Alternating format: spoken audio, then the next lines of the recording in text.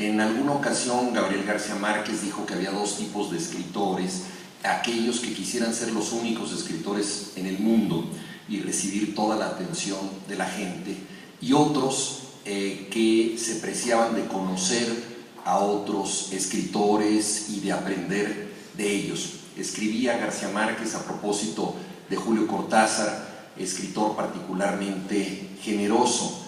Se necesitaba a un escritor de este temple, alguien que quisiera conocer el trabajo de los demás y sobre todo celebrarlo para que existiera este premio. Sin Héctor Abad Faciolince este empeño no hubiera sido posible. Como colega de él, admiro su entrega hacia los demás y su desinteresada participación en este premio para que sean otros los reconocidos. No es algo frecuente y me da muchísimo gusto que esta universidad haya recibido y apoyado esta iniciativa. Los premios literarios, todo el mundo lo sabe, son bastante complicados. Cuando los ganas te parecen extraordinariamente bien decididos. Cuando los pierdes muchas veces piensas que fuiste objeto de una terrible injusticia. Bertolt Brecht habló de los modos de producción de la gloria, de cómo las sociedades van estableciendo prestigios, y los premios en cierta forma pertenecen a esta tradición de tratar de celebrar algo. Pero sabemos todos nosotros, y nos engañaríamos si no lo reconocemos, que los premios son producto de la subjetividad de los jurados y de algo aún más misterioso, que es la combinación de distintas subjetividades. Inevitablemente todos estamos hechos de gustos, de tendencias, y hay cosas que nos dan más placer que otras. De modo que ser jurado es poner en juego, de la manera más honesta y sincera posible, los propios gustos para entrar en contacto con los de los demás. Y así se produce un cóctel que muchas veces da resultados extraños. El escritor español Andrés Trapiello decía que si en tiempos de Cervantes hubiera existido el premio Cervantes, seguramente lo habría ganado Lope de Vega, porque era el escritor realmente más reconocido. Entonces, no siempre es fácil esto. Hay una situación compleja, que es tener aquí a los finalistas y hacerlos pasar por este trance de guerra de nervios, de estar esperando el nombre del ganador. Es una costumbre que nosotros hemos visto a veces con consecuencias trágicas, especialmente para Colombia en la última edición de Miss Universo, y que uno dice, bueno, ¿qué clase de terapia va a tener que recibir la señorita Colombia después de este injusto trance por el que pasó? En el caso de la entrega del Oscar, nosotros sabemos que los participantes tienen un entrenamiento en el Actor Studio que les permite fingir que admiran muchísimo al rival que detestan, y entonces lanzan hurras y vítores, pero bueno, tienen ese adiestramiento. Los escritores no lo tenemos ni tenemos por qué tenerlo, porque la literatura no es una competencia. No hay nada más absurdo que pensar que tenemos que escoger un libro sobre otro. La literatura existe en densidad y dialoga, y la mayoría de los libros que leímos tienen que ver curiosamente con un muy intenso diálogo con otros libros. No estamos pues ante una situación de competencia real y posible. Y sin embargo, los premios tienen un sentido. Si ustedes me preguntaran cuál sería la metáfora que pudiera justificar un premio, yo pensaría que es el de iluminar una ventana en la noche para que alguien movido por la curiosidad se asomara a ella.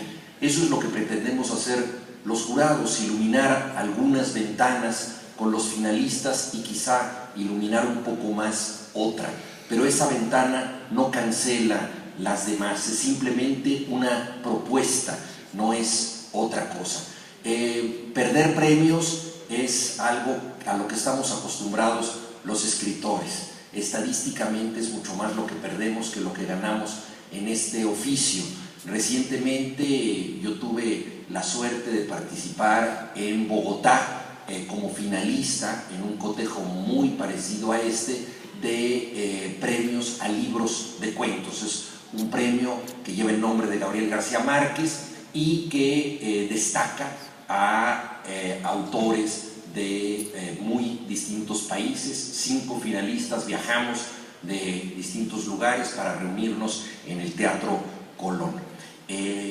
Yo, como buen mexicano, estaba preparado para perder. Lo dije antes y naturalmente los otros participantes, que eran de Ecuador, de Chile, de Perú y de Bolivia, de inmediato dijeron, bueno, nosotros también estamos muy preparados para perder. La derrota es una costumbre latinoamericana a la que nos hemos acostumbrado bastante y muchas veces pensamos que vivir es tener permiso para perder, y no es casual que una novela colombiana se llame precisamente Perder es cuestión de método. Entonces la derrota es algo que tiene que ver con nuestras historias, pero también tiene que ver con nuestras experiencias, y a veces nos sirve más haber pasado por una situación de pérdida que por un triunfo.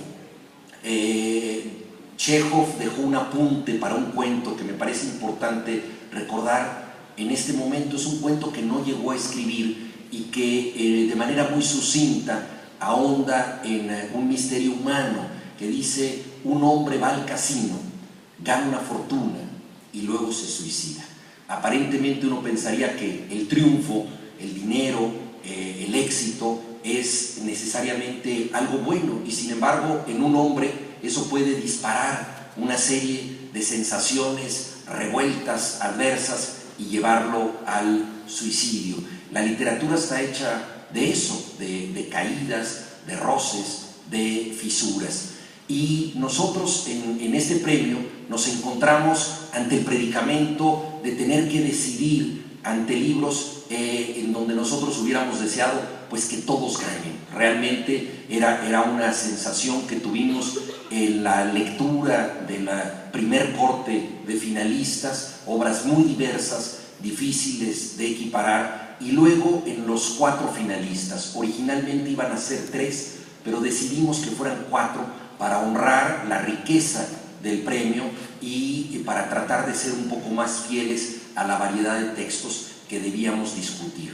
Una de las características esenciales de este premio es que registra todos los modos de la narrativa. Es algo único, a mi entender. No creo que haya otro premio. Casi todos de este tipo, casi todos se concentran en algún género definido. Y nosotros pudimos elegir para la ronda final 4 libros que representan otras tantas variantes de la prosa. Tenemos una novela de Juan Gabriel Vázquez, un libro de cuentos de Tim Keppel, un libro de crónica que también es un diario de Andrés Felipe Solano, y una suerte de novela autobiográfica, bitácora de lecturas o ensayo narrativo de William Ospina. Entonces estamos ante 4 puntos cardinales, 4 maneras distintas de ver la literatura, difíciles de comparar, y la discusión respecto a ellas fue extraordinariamente rica. Y ahí entra esta categoría compleja de que si a uno a punta de pistola le dicen tienes que escoger entre Proust y Joyce, pues uno obligado a decidir sabe que simultáneamente va a lograr un acierto y cometer un error, porque el autor elegido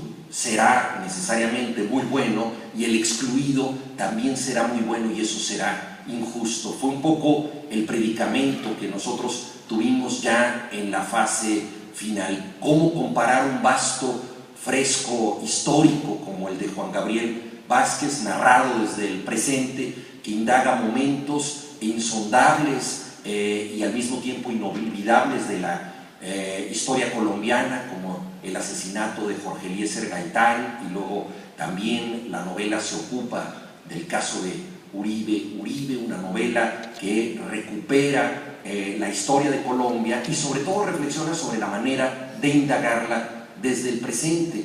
Es un caso superior de la narrativa contemporánea y está al lado del diario Crónica de Andrés Felipe Solano, que viaja a Corea, un país poco historiado, poco narrado, del que no se sabe mucho en Occidente, y hace una crónica eminentemente personal, desconociendo el entorno, ignorando la lengua de ese país tan distinto, pero también como buen